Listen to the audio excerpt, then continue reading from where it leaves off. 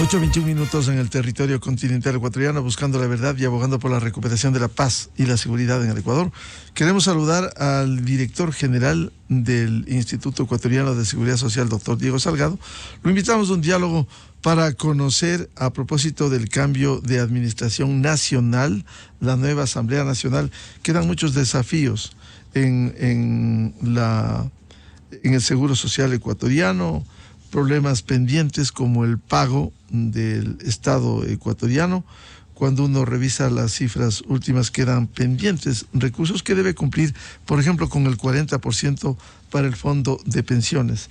¿En qué estado se encuentra el Seguro Social a propósito de este cambio en el rumbo del país? Doctor Salgado, buen día. Buenos días, Miguel, qué gusto estar con usted a los tiempos y con su importante auditorio. La seguridad social todavía avanza, sin embargo, hay que tomarle en serio la sostenibilidad de la seguridad social en el Ecuador.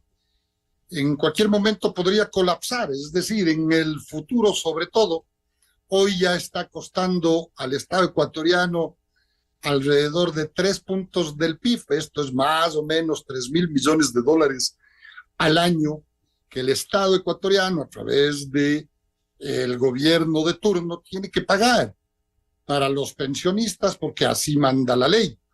Entonces nosotros, esta administración, liderados por Alfredo Ortega, el presidente del Consejo Directivo, hace más de un año, instauró unas mesas técnicas con profesionales propios del Instituto Ecuatoriano de Seguridad Social, actuarios, financieros, administradores, personas de muy buena voluntad y expertos estudiosos de la seguridad social y de todos los campos que administra el Instituto Ecuatoriano de Seguridad Social. Se ha trabajado y hoy por fin tenemos una propuesta de ley actualizada para que la seguridad social pueda ser sostenible en el tiempo. Porque si no se hace absolutamente nada, obviamente la seguridad social, los recursos tienden a caer y en algún momento hasta podrían desaparecer. Como digo yo, hoy cuesta al Estado ecuatoriano 3 puntos del PIB, mañana costarán 5, pasado mañana 7, 8, 9, y de acuerdo a los expertos, en algún tiempo podría llegar al 15%. Impagable desde todo punto de vista.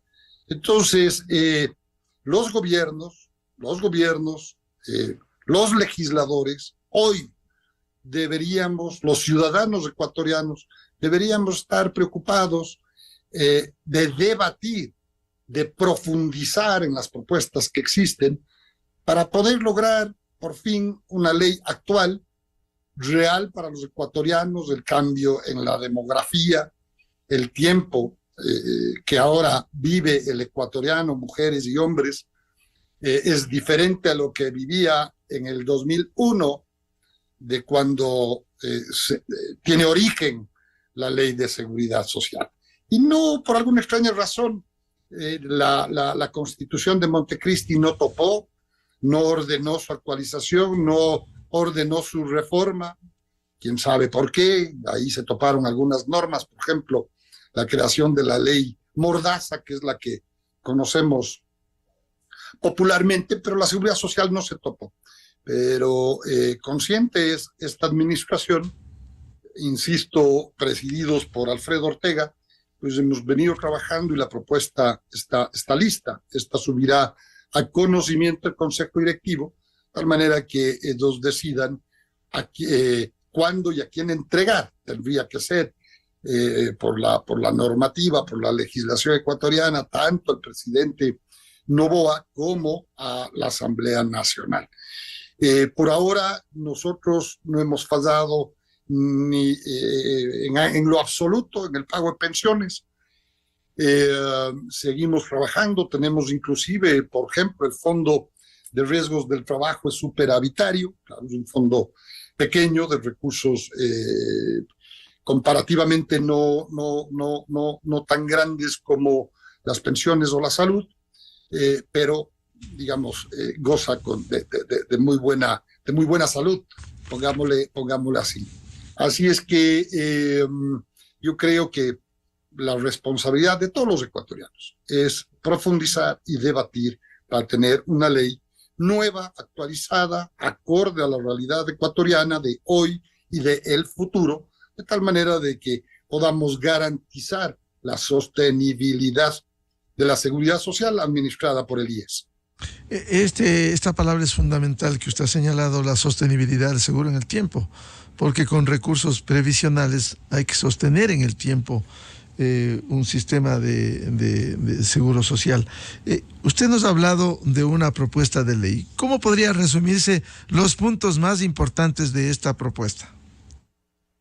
Mire, sí, yo voy a ser muy superficial y me disculpa por eso, simplemente respeto al consejo directivo que tendrán que conocer primero y ellos decidirán cómo hacerlo público, pero tenemos que entender, en el 2001, o la seguridad social se legisló cuando hombres y mujeres tenían una proyección de vida de 70 a 75 años. Hoy, de acuerdo a las cifras y a las investigaciones ecuatorianas y internacionales a través de diferentes organismos internacionales, como es el BID, como es el Banco Mundial, como es la Organización Mundial de la Salud, hoy los ecuatorianos viven en promedio hasta los 85 años.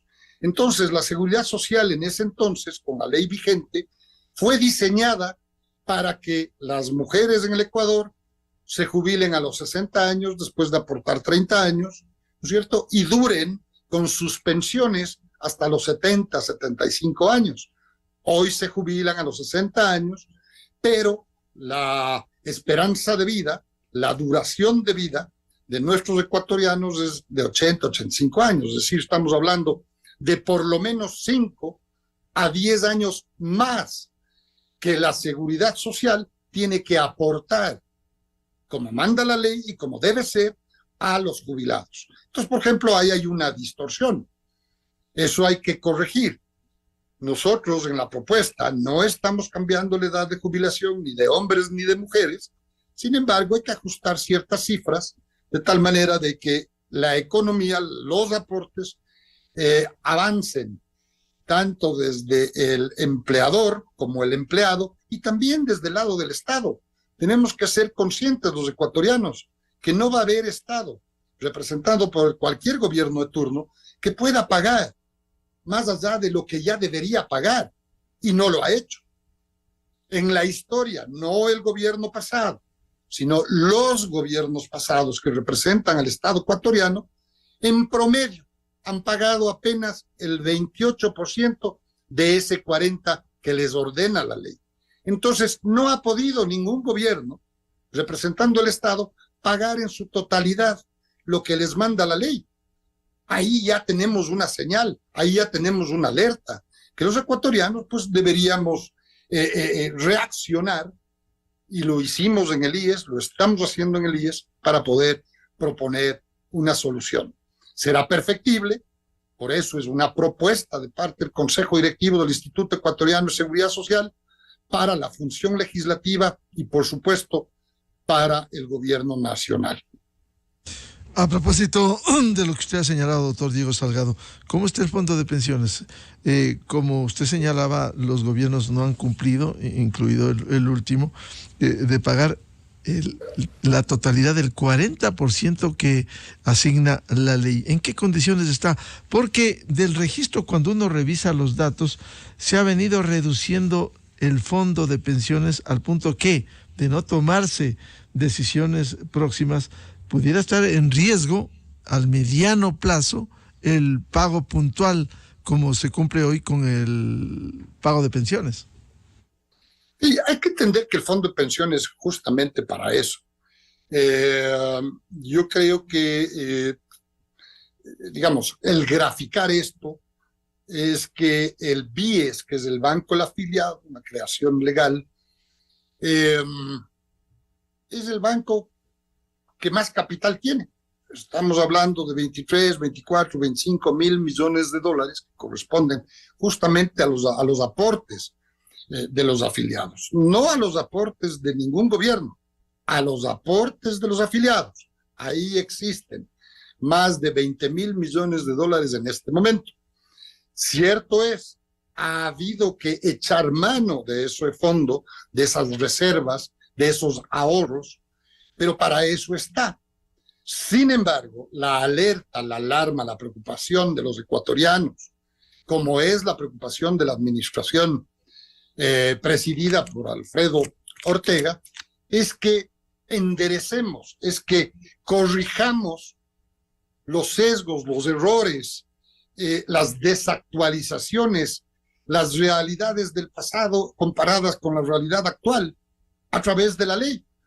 Entonces, si es que no hay reformas legales y si el Estado ecuatoriano no goza de salud económica, hay que entender que la seguridad social se verá afectada.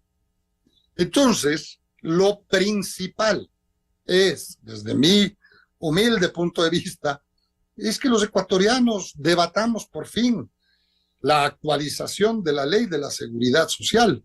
Las reformas, las propuestas existen de diferentes sectores. Hoy nos permitimos, desde la administración del Instituto Ecuatoriano de Seguridad Social, de manera absolutamente transparente, pero responsable, porque no puede venir una administración en el pasado y en el futuro a decir nosotros sí administramos o sabe qué, nosotros nos encontramos con la caja vacía, cosa que no es real. Sin embargo, si no tomamos medidas, ya podemos entrar a un gran problema, a un gravísimo problema, no solamente para la seguridad social, sino para el Estado ecuatoriano, que es el quien tiene que aportar el 40% de esas pensiones. Mientras tanto, si este momento hay el sustento, ¿se conectó algo del proyecto que ustedes han hecho con personal técnico, con la propuesta que le entregaron al expresidente Lasso, de una comisión que empezó su tarea en enero de este año, precisamente para darle sostenibilidad al fondo de pensiones? Sí, por supuesto. La comisión creada por el expresidente Lasso trabajó de manera muy cercana con la administración del Instituto Ecuatoriano de Seguridad Social, y tanto la comisión como el IES, sus técnicos, trabajamos de manera, pero absolutamente apoyados por el Banco Interamericano de Desarrollo, por decir algo. Entonces, la información que manejó esa comisión, por supuesto, salió del Instituto Ecuatoriano de Seguridad Social. Desde mi punto de vista particular, desgraciadamente la propuesta no quedó sino en un resumen, primero en un diagnóstico y luego en unas propuestas de lo que según la comisión se debería hacer. Sin embargo, nunca tuvo un formato de proyecto de ley, por ejemplo, o de proyecto de reforma de ley. No sé, no estoy seguro si es que ese documento, esa información valiosísima y muy importante, yo estuve presente en las horas de trabajo que el presidente Lasso entregó para conocer la propuesta de la comisión coordinada por Augusto de la Torre en ese momento. Es muy valioso. Sin embargo, debo decir que la propuesta que hoy tiene el Consejo Directivo del Instituto Ecuatoriano de Seguridad Social, trabajada por técnicos propios de la seguridad social, tiene ciertas ventajas sobre cualquier otra propuesta. ¿Y por qué? Nosotros tenemos los estudios actuariales, por ejemplo. Entonces, no, por más buena voluntad que tenga una comisión, Diego, respetable. Estudios actuariales con corte a ¿cuándo? ¿Cuál es el último balance actuarial? Mire, el balance actuarial está actualizado. Lo que hay que hacer, y se está haciendo en este momento, es a través de una consultoría externa, como manda la ley, por si acaso, y quiero ser enfático, como manda la ley, se está actualizando la del 2022. Sí, pues, 2022. Pero todos los días hacemos estudios actuariales. todos los santos días hacemos estudios actuariales. Si nosotros queremos reformar alguna normativa, por ejemplo, se me ocurre la resolución 658, que es para facilitar el pago de las deudas de los patronos, hay que hacer estudios actuariales. Y obviamente el Instituto Ecuatoriano de Seguridad Social debe tener en su administración un área especializada en estudios actuariales. Entonces, nosotros tenemos esa ventaja que debemos hacer y que tenemos que hacer estos estudios para saber a qué tasa tenemos que invertir, por ejemplo, el capital de los afiliados en el BIES o a través del BIES y otros tantos áreas y acciones que deben estar protegidas por estos estudios. Entonces, repito, la ventaja que tiene nuestra propuesta de ley sobre cualquier otra, con todo respeto y cariño al intelecto y a las propuestas de quienes se han profundizado en el tema de la seguridad social, es que el IES tiene un área de estudios actuariales y que realiza estos estudios, estas investigaciones todos los días, todos los santos días. Entonces, que no esté actualizado el estudio actuarial hasta el 2022, pero en las próximas semanas tendrá que estar. Sí, eso no quita que la información que todos los días tenemos nosotros, pues sea la foto del momento, sea la realidad del momento. Entonces, yo sí pediría, como responsabilidad ciudadana, el que tanto el gobierno entrante, y me atrevo a hacer una recomendación con todo respeto y cariño, y a la legislatura hoy presidida por el asambleísta Kronfleck, pues que le tomen en serio al futuro de la seguridad social. Doctor Salgado, en este proyecto que han hecho, ¿ya conoció cuándo va a conocer el Consejo Directivo, por un lado, y por otro ha habido contribución de organismos como el BID para acompañar al Seguro Social en esto? Sí, mi estimado Miguel, comienzo por la segunda parte de su consulta. El Banco Interamericano de Desarrollo ha venido trabajando con el Instituto Ecuatoriano de Seguridad Social desde si no me equivoco, desde enero de este año, específicamente en lo que tiene que ver con tanto la propuesta o los resultados de la comisión estructurada por el presidente Lasso, así como los trabajos de los técnicos del Instituto Ecuatoriano de Seguridad Social por pedido del presidente del Consejo Directivo. El Consejo Directivo, de manera informal, ha conocido ya los resultados de la propuesta de los técnicos del IES en cuanto a una ley actual y necesaria de la seguridad social. Pero necesita conocer de manera ya formal, esto es, que conste en el orden del día que sea convocado por el presidente Ortega para conocimiento y debate de este proyecto de ley que estarían presentando en los próximos días el Consejo Directivo al Gobierno Nacional a través del presidente Noboa y, por supuesto, a la función legislativa, como a la academia, como a los gremios de trabajadores, como a los gremios productivos, y ojalá se logre un debate positivo, abierto, transparente, profundo, que el país necesita para su seguridad social. Doctor Diego Salgado, hay otro tema importante. ¿Cómo está la mora patronal y el cobro que debe hacer el Seguro Social? ¿A qué monto asciende? ¿En qué condiciones está? Bueno, nosotros recibimos la mora patronal en aproximadamente $1.500 millones. Por primera vez en la historia del IES, el Consejo Directivo legisló, normó a través de una resolución, justamente esta es la 658, para permitir, facilitar el pago a los patrones morosos. ¿Por qué? Porque es peor no haber cobrado nunca, o haber cobrado en ínfimas cuantías esos valores de más de $1.500 millones.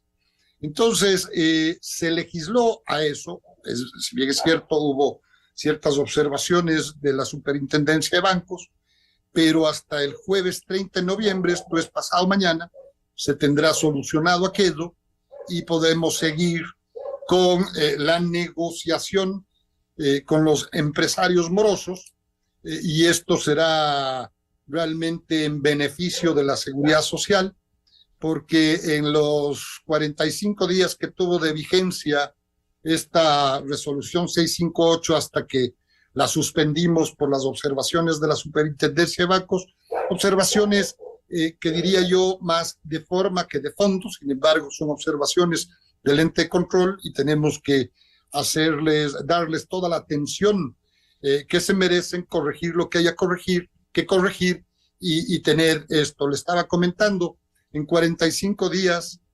de aplicación de la resolución 658, pues se logró más de 5,000 convenios de pago. Esto siempre en beneficio de todos los afiliados. Entonces, la historia de no haber cobrado versus la historia de cobrar, así sea con un plazo más largo, pero estamos cobrando. Y de acuerdo al estudio actuarial, nuevamente, para este caso específico, pues podemos aplicar la resolución y la norma. Así es que esperemos que en los próximos días contemos plenamente nuevamente con la vigencia de la resolución, que permitirá a los patronos morosos ponerse al día con el Instituto Ecuatoriano de Seguridad Social, y siempre en beneficio también de sus trabajadores, porque se abrirá la posibilidad de que puedan tener los beneficios, la atención a la salud, las pensiones, el acceso a crédito a través del BIES, crédito hipotecario, quirografario, etcétera, etcétera. Esa mora patronal que nos decía el doctor Diego Salgado estuvo en 1.500 millones de dólares. A través de este tiempo, de esta administración, ¿cuánto se ha reducido? Bueno, un porcentaje todavía muy, muy pequeño, porque la resolución fue aprobada, si no me equivoco, en septiembre de este año, tuvo vigencia 45 días, y por las observaciones de la Super de Bancos tuvimos que suspenderla para retomar, esperemos, la primera semana de diciembre. Lo que sí cabe mencionar es que son más de 5,000 convenios de pago, es decir, si es que los últimos 10 años no se cobró absolutamente nada, con apenas 45 días de vigencia de esta normativa, aproximadamente los convenios de pago, si no me equivoco, estaban cerca de los 70, 80 millones de dólares. Nos decía el doctor Diego Salgado el tema del BIES. ¿Cómo está la cartera del BIES? ¿Cuánto se ha recuperado de los créditos otorgados? ¿Cómo se ha reducido eso? Siendo uno de los bancos más grandes del Ecuador. Así es. Yo como director general no tengo incidencia, no tengo injerencia en la administración del banco. Sin embargo, como director general también presido el comité de liquidez del IES, que tiene mucha relación con la información del BIES, del banco del afiliado. Pero lo que sí le puedo decir es que tenemos una cartera vencida, por ejemplo, en la recuperación de créditos, una de las más altas del mercado financiero, pero por pedido, insistencia del comité de liquidez y por la preocupación, obviamente, del presidente del directorio del BIES también, Alfredo Ortega, por fin el banco, mire Miguel, por alguna extraña razón, el BIES no era parte del buró de crédito. Entonces los morosos, por ejemplo, de los créditos, pues simplemente pasaban. Por insistencia de esta administración del IES, por fin, los créditos y los morosos están en la Superintendencia de Bancos y tendrán que pagar sus deudas, honrar sus deudas. Entonces, se han hecho también correctivos que ordena la ley, además. Quién sabe por qué el BIES no constaba en ese buró de crédito. No tengo las cifras exactas del BIES como usted me está consultando, pero me comprometo a hoy en el transcurso del día tener esa cifra y por supuesto darla a conocer con muchísimo gusto. Hay otro tema fundamental, hay prestadores que dan al seguro social. Se ha cancelado. ¿Cuál es el nivel de pago de los años 2022-2023, ¿en qué estado se encuentra? Mire, eso es fundamental primero entender, ¿no? Es decir, se ha vuelto, por un lado, de acuerdo a la legislación ecuatoriana, la seguridad social, el servicio de salud, no se puede privatizar. Pero en administraciones pasadas, en años pasados, tengo que hablar del pasado, así no lo quiera, más bien se priorizó derivar los servicios de salud a la empresa privada. Entonces, creció tremendamente ese negocio. Es decir, en vez de usar las capacidades propias del sistema de salud del IES, se derivó. Hay muchas derivaciones que son absolutamente necesarias. Por ejemplo, las de cáncer. Si es que no hay capacidad para tratar un cáncer en las instalaciones del IES Salud, obviamente se tiene que derivar. Y para eso, por ejemplo, uno de los grandes y fundamentales prestadores de Solca. Pero no se debe derivar, por ejemplo, la limpieza odontológica o una carie.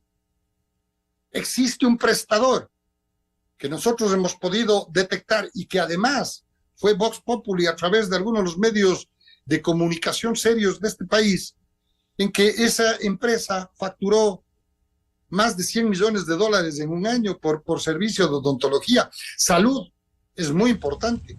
No estoy desmereciendo el cuidado y la limpieza de la dentadura, pero versus a un cáncer, a un tratamiento de un cáncer, pues hay una diferencia abismal. Entonces, la administración lo que sí hizo es desde el año pasado normar, regular a través primero de una resolución administrativa en donde se ordenaba y se priorizaba los servicios de salud, los de tercer nivel que son los especializados, los de segundo nivel y los de tercer nivel como ejemplo una ortodoncia o una limpieza de la dentadura. Segundo, encontramos nosotros que había servidores, funcionarios en la seguridad social en todas las provincias que eran pues los que decidían a quién recibían las facturas de los prestadores, cuándo les auditaban o si les auditaban y cuándo les pagaban y cuánto, mi estimado Miguel, cuánto les pagaban. Entonces descubrimos que había unos prestadores que siempre estaban bien pagados, que estaban pagados al día, pero decenas de prestadores que no. Entonces se hizo esta resolución administrativa que está siendo aplicada, se quita esa manipulación de los servidores del IES y hoy a través de las auditoras y de su plataforma, auditoras que fueron contratadas, especializadas para auditar las facturas de los prestadores externos, nos han permitido inclusive ya quitar casi al 100% la manipulación de cualquier servidor. ¿Qué pasa? Llegan los prestadores, escanean toda la documentación en la plataforma de las auditoras y las auditoras y la auditoría con su software hace su trabajo de auditoría y saca los resultados. Y a través del Fondo de Salud pagamos lo que corresponda. Entonces, en esta administración nos hemos puesto al día toda la facturación que tiene que ver con el 2021, 2022 y hoy 2023. En esta última etapa del año, lo que estamos haciendo es pagando ya a todos los prestadores que están auditados, que tienen que ver con el año 2022 y 2023. Es decir, el IES se quedaría sin deudas para esos prestadores en lo que corresponde a 2022 y 2023. Hay deudas que datan del 2013, mi estimado Miguel. Y para eso se ha contratado una auditora que está trabajando en ese paquete hasta el 2020 y la auditora segunda que está auditando en el 2023. Entonces, los miles de millones de dólares que se han pagado ¿no? Han sido justamente en esta administración. Hemos pagado más de 4,000, sí, debemos ahora más de aproximadamente 1.300 millones de dólares a prestadores, pero esta administración ha pagado 1.500, 1.600 millones de dólares. Y en este último periodo del año vamos a pagar, y se ha anunciado públicamente, de tal manera de que los tramitadores que aparezcan y toda la cosa no tengan cabida, y simplemente se auditan y todo lo que está auditado se pagará. Desde octubre y noviembre, 253 millones de dólares aproximadamente. Doctor Diego Salgado, ¿cómo queda en el tema de salud? ¿Qué es tan importante, una expectativa que tienen los afiliados, que decir los jubilados? La situación de salud, el abastecimiento de medicamentos, insumos, ¿cómo se ha operativizado las unidades médicas en este sentido?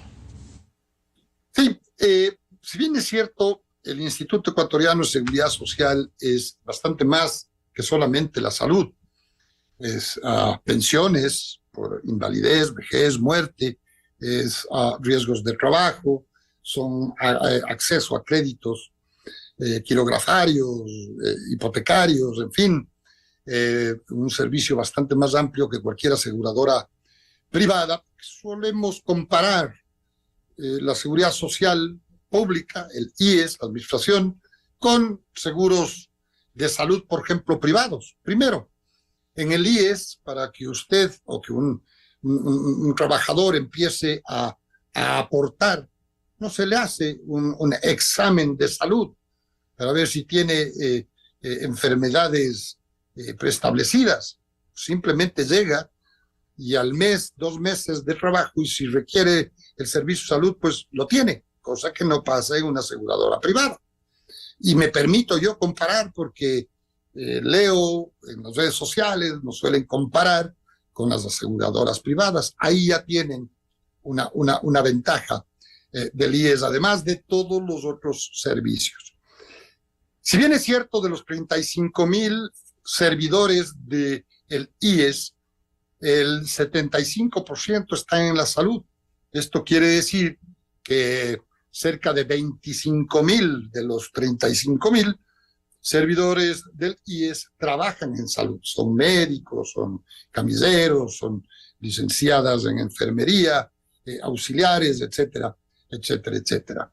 Tenemos 102 unidades médicas, 3 de especializadas, las más grandes, el José Carrasco en Cuenca, el Teodoro Maldonado en Guayaquil y el HCAM, Carlos Andrade Marín en Quito, aparte de los hospitales de segundo nivel y las unidades de primer nivel.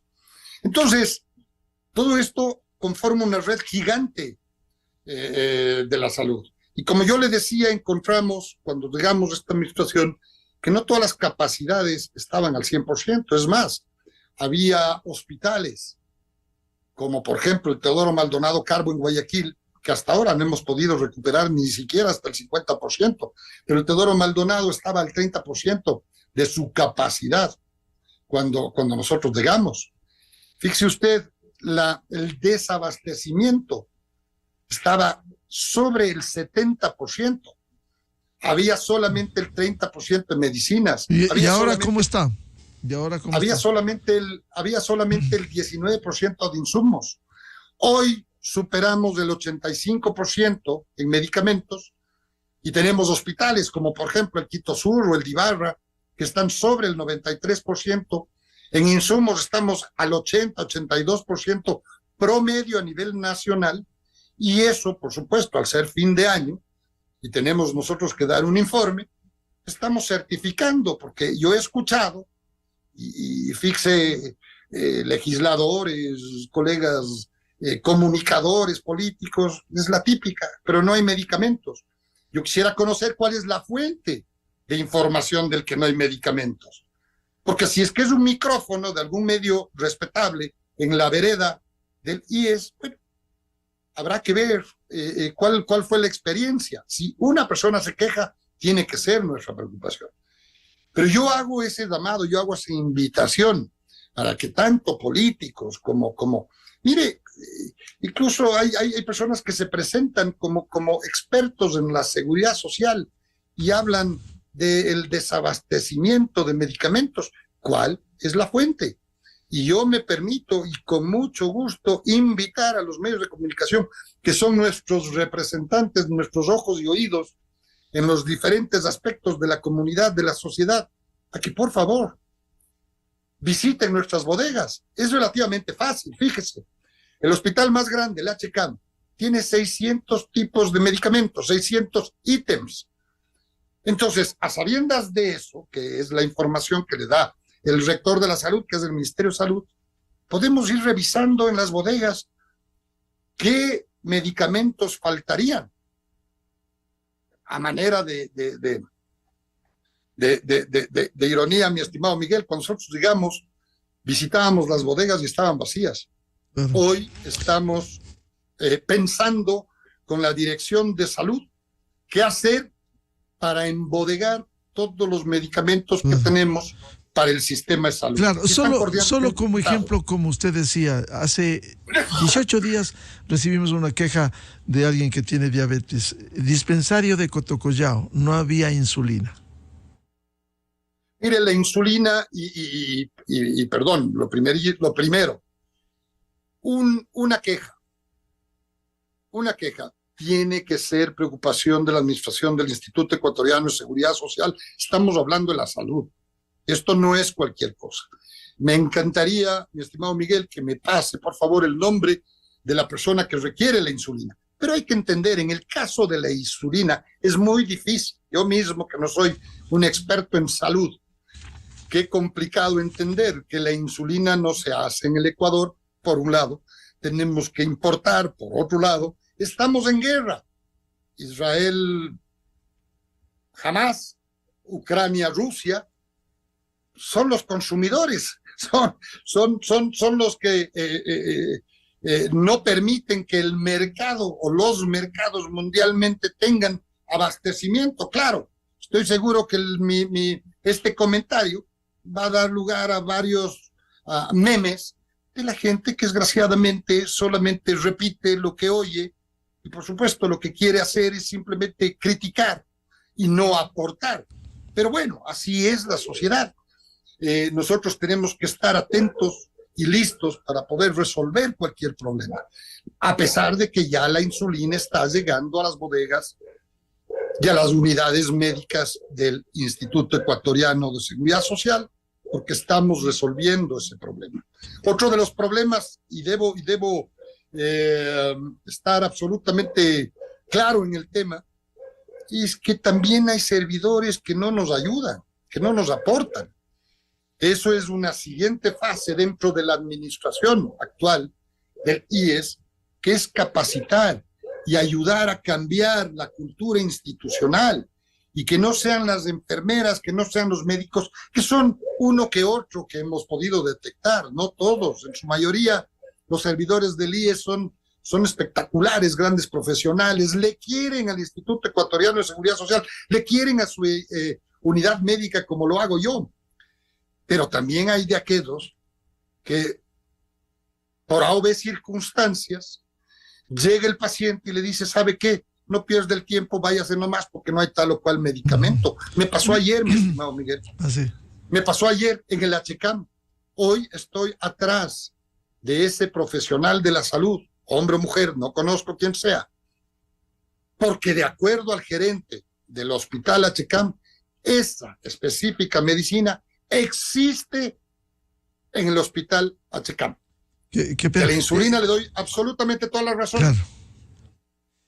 Quiero comprometerle a seguir hablando de tantos temas. Solo una pregunta final por ahora que quisiera formular. ¿Qué pasa ha sido una carga durante décadas, los bienes del seguro social? ¿Cuándo se regula el proceso de enajenación de bienes inmuebles? ¿Cuándo se hacen ventas directas, subastas públicas, permutas? ¿Cuándo se conocerá eso? Por primera vez en la historia del IES tenemos una norma para la enajenación y arrendamiento de los bienes improductivos del Instituto Ecuatoriano de Seguridad Social. Hoy a las 12 del día vamos a revisar con el equipo técnico ya los reglamentos para poder aplicar esa resolución.